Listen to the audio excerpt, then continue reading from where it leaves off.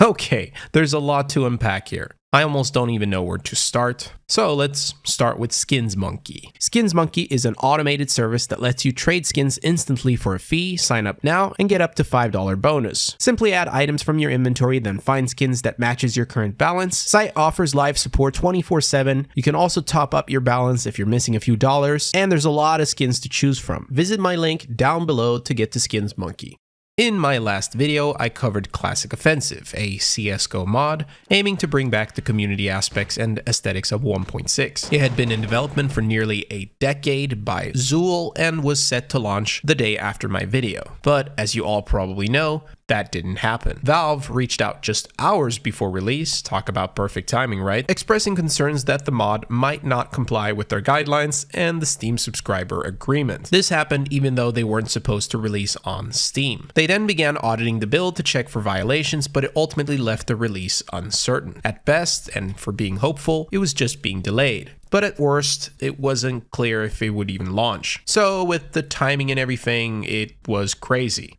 But it gets even crazier, because a completely new project appeared out of nowhere today called CS Legacy. And unlike Classic Offensive, this isn't a mod. It's a full standalone remake of 1.6, built from scratch using Valve's 2013 Source Engine SDK with all new assets and code. And as you can see, they've just dropped their first trailer, which looks amazing, linked down below. This project comes from the same developers behind ProMod, a project from many years ago to basically bring 1.6's competitive mechanics into Source, CS Source to be clear. I remember trying it back in the days because I was one of those who couldn't make the transition. So in a way, CS Legacy is doing what ProMod tried to do with Source, but for CSGO. Now you might be wondering, what is the main difference between this and Classic Offensive then? Well, outside of Classic Offensive being a mod, it focused on recreating the look and feel of early CS, but CS Legacy is a full remake of 1.6 built from the ground up.